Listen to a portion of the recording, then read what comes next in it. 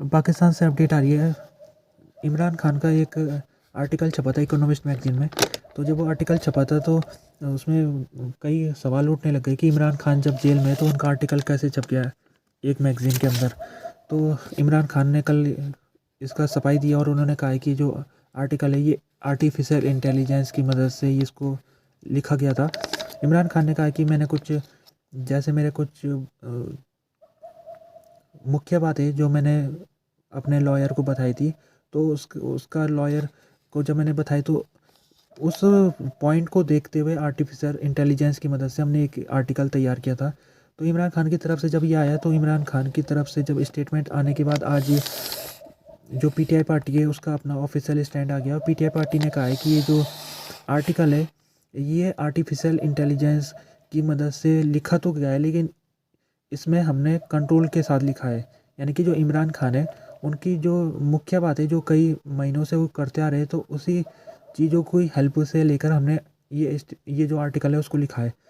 अच्छा, ये जो आर्टिकल है इसको इकोनॉमिस्ट में छपा था और इकोनॉमिस्ट के ये इस वाले एडिशन में, इस वीक वाले एडिशन में ये पब्लिश हो रखा है।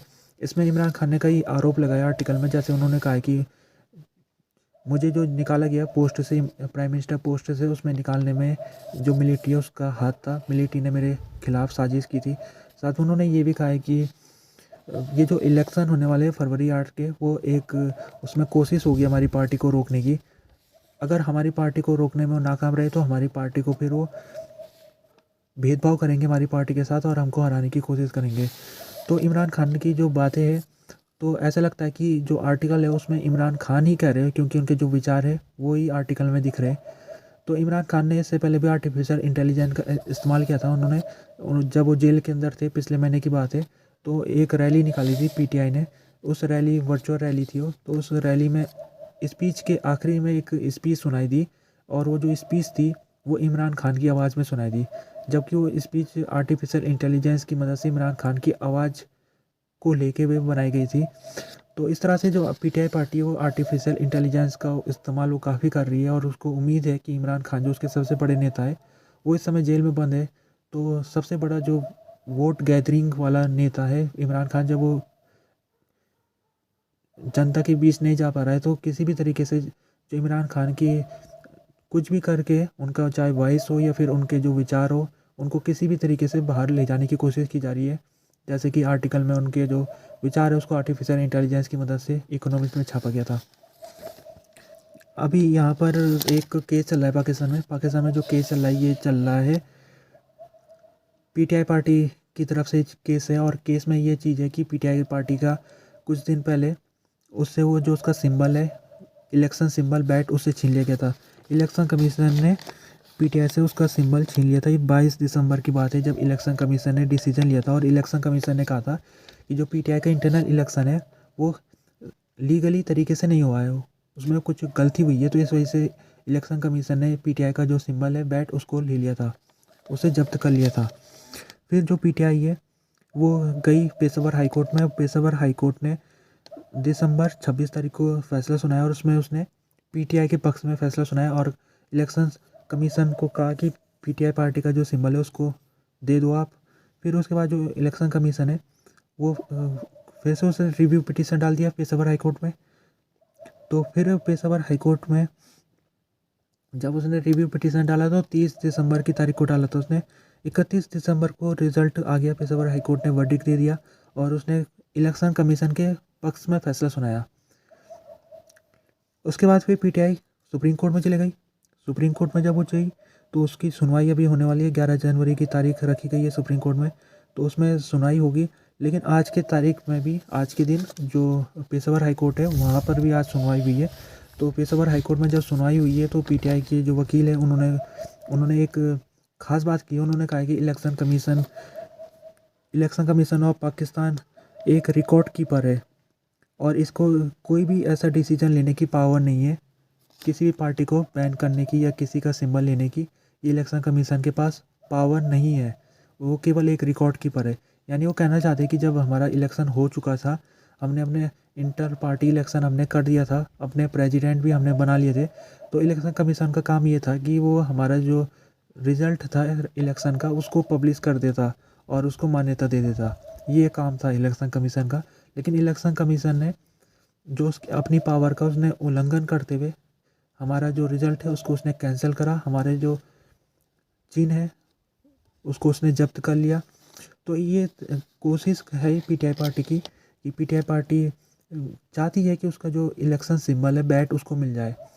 इलेक्शन कमीशन का जो वकील थे उन्होंने भी आज कहा है, उन्होंने कहा है कि ऐसा नहीं है कि हमने जो पीटीआई पार्टी का जो रिज़ल्ट है, हमने जब उसको पीटीआई पार्टी का जो इलेक्शन रिज़ल्ट है हमने उसको डिस्क्वालीफाई किया, उसकी वजह भी थी क्योंकि जो पीटीआई पार्टी ने इलेक्शन हुआ था उसका इंटर पार्टी इलेक्शन वो सही तरीके से नहीं हुआ था, कॉन्स्टिट्यूशन के हिसाब से नहीं हुआ था वो।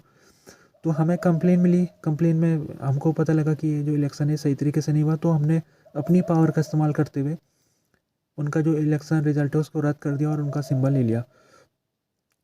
फिर जो पीटीआई के वकील है वो एक आर्गूमेंट करते हो, कहते हैं कि जब हमारे 8 लाख कार्यकर्ता है हमारी पार्टी से जुड़े हुए, किसी ने भी इस इलेक्शन रिजल्ट के ऊपर सवाल नहीं उठाया, तो फिर क्यों इलेक्शन कमीशन को अपने आप किसने सपने में क्या आ गया इलेक्शन कमीशन के कि उसको लगा कि पीटीआई का जो ये रिज़ल्ट है उसको चैलेंज करना चाहिए, उसको डिस्क्वालीफाई करना चाहिए।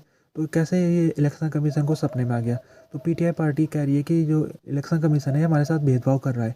इलेक्शन कमीशन ने फिर इलेक्शन कमीशन के वकील है उन्होंने फिर जवाब दिया, उन्होंने कहा है कि हमने पीटीआई को पहले भी कह दिया था, जब वो इलेक्शन करा रही थी अपना इंटर पार्टी इलेक्शन, हमने उसको उस समय कह दिया था, हमने कहा था जल्दी इलेक्शन कराओ नहीं तो हम तुमको तुम्हारे सिंबल को ले सकते हैं। तो हमने उनको चेतावनी दी थी, हमने उनको शो कॉज नोटिस जारी किया था। तो फिर भी पीटीआई ने इसको सीरियसली नहीं लिया और अब उसको भुगतना पड़ेगा क्योंकि हमने उसको वार्निंग दी थी। फिर जज ने बीच में इंटरजेक्ट करते हुए कहा कि आपने जो वार्निंग जब पीटीआई को दी थी तो पीटीआई को वार्निंग आपने इलेक्शन से बाद में भी दी क्या? ये महत्वपूर्ण है। जो लॉयर है इलेक्शन कमीशन के उन्होंने कहा है नहीं, हमने जो वार्निंग दी थी पीटीआई को वो हमने इलेक्शन से पहले दी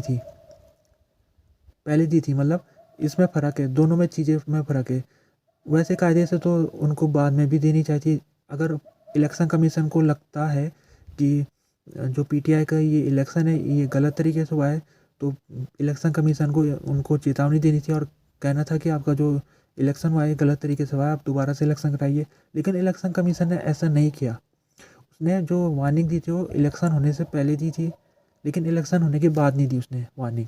उसने क्या किया, इलेक्शन हो गए, इलेक्शन में जब उसको लगा कि कुछ गलत तरीके से हुआ तो उसने इलेक्शन को डिस्क्वालीफाई कर दिया और उनका चिन्ह जब्त कर लिया और वो बस इसके बाद उसने ना तो वार्निंग दी ना कुछ किया।